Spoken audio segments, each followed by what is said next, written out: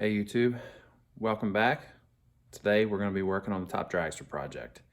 If you managed to make it through me talking to you and not doing anything else but talking, thanks for coming back. Today we're going to be working on a remote oil filter mount for this guy. So we're going to be making another one of these mounts right here. This is something I made. This is holding my fuel filter. This is, for the external pump. Like I said before, it's an Enderley 110. And we're going into that guy, but today we're gonna turn that pile somewhere, right there, that pile of metal into one of those. So I'm gonna try to document that process and see what it looks like. So thanks for hanging out, and here we go. So what we're gonna do here is we're gonna cut this guy to length. This is gonna be the stand to bring it up off the frame rail to get it at the space that we want. We're gonna cut that at like 2 1/4 inches, and that should give us enough room to make our notches and everything else. Because you need a little extra space when you're gonna do a tube notch. So that's gonna be the stand.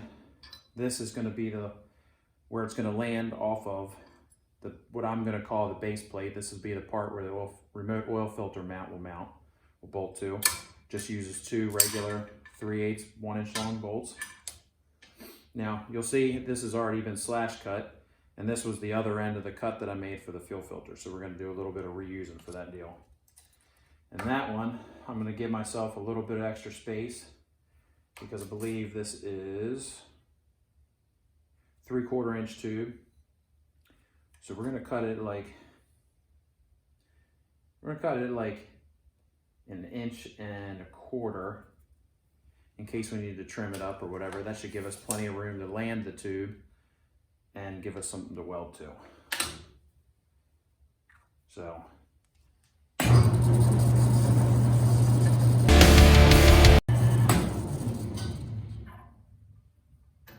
there we go. That was mildly painful to watch, I'm sure.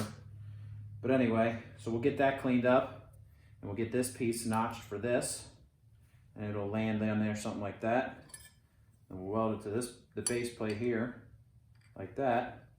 And then all of that will land on this saddle, which gets held to the chassis by this band clamp. All right, so we're gonna get the tube notching. I'm gonna just notch it with the grinder, since it doesn't really need much, and I'm not gonna lie to you. I'm not gonna set up the tube notcher for that. It just takes too long. And I also don't have the right size hole saw. So this is what we're gonna do today.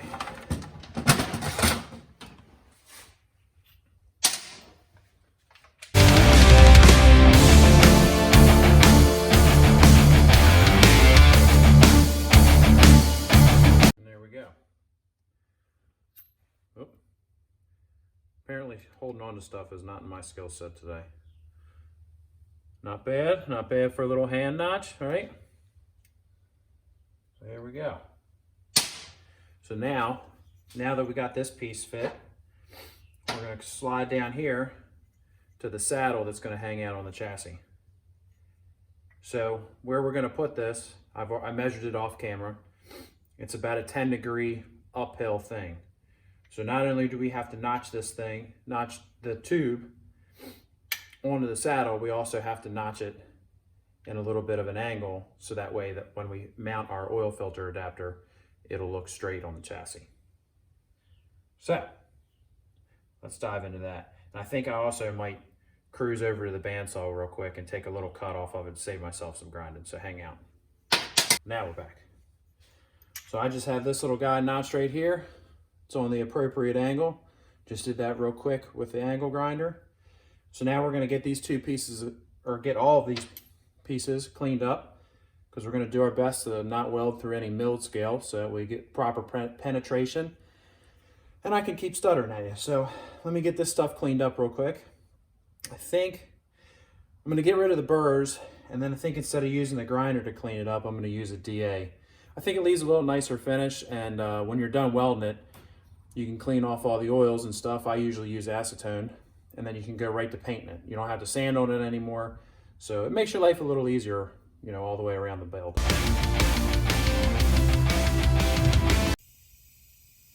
All right, so I got the base plate set up in the vise. I have a little stub here that the rest of the apparatus is gonna hook up to. But something I want to show you guys real quick, and this is something I learned the hard way when I was actually welding on a customer car, is that if you're welding tubing or anything that is and is not going to be open to the atmosphere, you got to give it a real small little hole to breathe through. Because if you don't, as you know, when you heat stuff up, it creates gas and heat expands and all that other stuff. I'm not going to explain chemistry to you because I really don't fucking know. Excuse my language. So anyway, but if you don't, when you get to the end of that weld you're working on, you know, you're going to be dabbing along. You're going to be like, man, this thing is looking sweet. And the next thing you know, it's going to blow back at you, and it's going to make your weld look like shit. And you're going to be sitting there wondering what the hell happened. So if you're welding tubing together, it doesn't matter whether roll cage tubing, aluminum tubing, square tubing, anything that could potentially be encapsulated, you got to put a vent hole in it somewhere. Now, I try to hide these as best I can, unless I forget, because let's face it, I'm not really all that smart. So, vent holes, tubing, now you know. Let's tack this bad boy on here. We're gonna get our eyeballed up straight. We already got our welder hooked up. We got our gas. Don't forget to turn your gas on, because God, I always do that. Give her a little purge. And away. Something else I also learned the hard way, and if you've done any welding or you're learned to welding, you'll quickly figure it out. When you tack something small like this, the tack, when it cools, it will actually lift the other side of the tubing. So like this guy right here, he's sticking up a little bit. He's not flush anymore. So what I'm going to do is I'm going to get this other tool that I made right here. Little helping hand, right? This little guy right here. And we're going to set him up so that way the weight of it, because this is a solid block of steel, so as we heat this up and it cools, the weight of this thing is going to help push it back down. And now, it doesn't always work 100% like that, so we'll tack it. We'll see if it drops down. If it doesn't, then we'll go back over to the other side and loosen that tack up. Basically just melt it again, and that should bring it back down. So without further ado,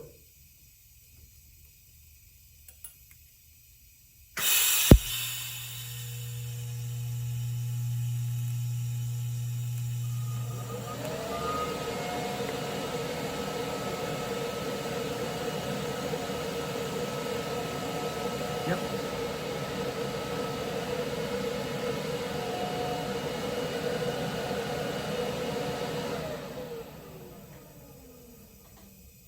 Sweet. All right. Let's weld this thing out.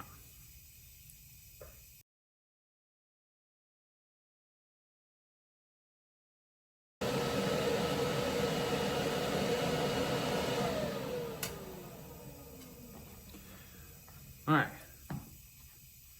So, I'm going to let this cool off a little bit because we don't want to overcook the part. So I might be using slightly too much amperage. So I'm going to cool it off. I'm going to back the machine off a little bit. And we're going to try it again. So overall, maybe, focus,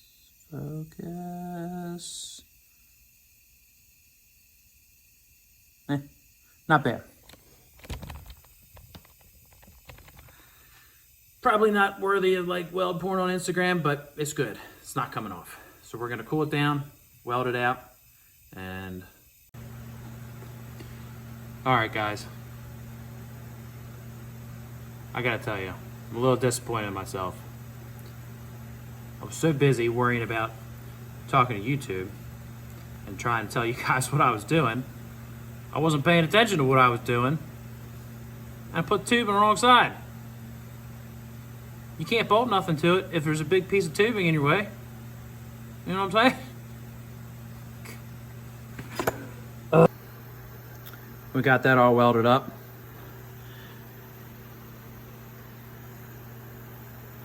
Just basically took this one, the one that I clearly welded the stud on the wrong side of.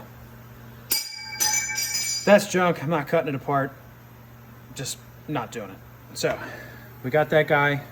We're gonna weld this to the saddle, and then we'll test fit it on the car so you guys get a better idea of what we're looking at. And then we're gonna hit it with some paint, and that's gonna be the end of this project. Here's a little better view. Let's sneak up on this puppy. Not bad, right? If I didn't mention this, this is all 4130 chrome moly. The part number for the external housing that I'm using, it's an Earl's deal. There's the part number for that, if you guys can read upside down.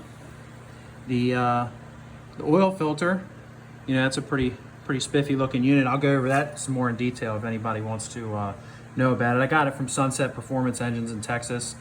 A racer that we race with turned me on to them. They're pretty cool. They got like a stainless steel screen in them, and they filter down, you know, pretty low on the micron scale. So it's a good filter. But if you guys want to know more about that filter, you want to see me take it apart and explain more of the insides, let me know. We'll talk about that. So we're going to back up here a little bit, kind of give you an idea where we're at on the car. You know, there's the engine and all that's, you know, all that good stuff. The big Pro Charger, fuel filter. So here's why we're doing this. So I anticipate, I'm hoping, that we go pretty fast in the 60 foot. Like this thing, I'm hoping is like, you know, 1060 foot, maybe lower if we're really getting after it. And from other people's experiences, from what I've been told, the internal LS pump just is not cutting it. It has its own inherent issues. I'd like to turn this motor as high as like 8,500. I know there's a lot of people out there coming. I think I'm going to stay hydraulic roller for now, mainly due to, like, you know, budget constraints, right? But, you know, I think it's a pretty cool thing, you know, like it would be phenomenal to not have to mess with the valve train at the track unless there's a problem. Hopefully there's not, but, you know. So, getting off track. The internal oil filter can't cut it. A lot of guys have tried it. There's other YouTubers that have done it, and they've all gone to an external pump. Now, I don't know which pump or kit or variation of the theme I'm going to use yet. I just got to see what's out there and see what's available when I'm ready to pull the trigger on that. But it's getting an external pump. So when you do an external pump, you have to have an external filter. That's just all there is to it. You can't use the integrated stuff. I have an aftermarket pan, which I'm going to modify.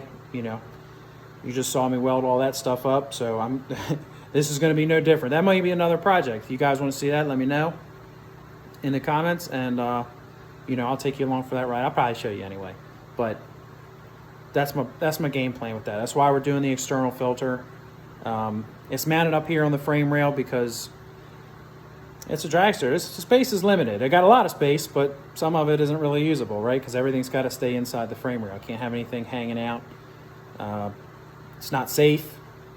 It's not good for aerodynamics. It's not good for a lot of things. So we don't do it. We're not going to do it. So moving on. So that's one project down. I got some fittings on order for that. You know, and then, like I said, I got to get an oil pump. I got to get it mounted. Things are, we're shaping up. We're making forward progress. You know, try to do a couple little things, a couple times a week. I could probably say a couple more times. So, you know, but the oil pump thing should be interesting because, you know, a lot of kits, you know, you can put them on the bottom, you know, left or right side. Well, on the bottom of the engine, I have the mounts for the Pro Charger. It's over there. Sorry guys, I'm filming this on my phone. You have to bear with me. So with that being said, that makes things a little more difficult because I probably won't be able to buy an off-the-shelf kit. You know, with the motor plate here and then the mounts for the blower in here, just not a lot of real estate. So I'll let you know what I come up with on that. I'm sure it's going to involve some machine parts. I probably have to call in a few favors, you know, get some friends involved, but we're going to make it work.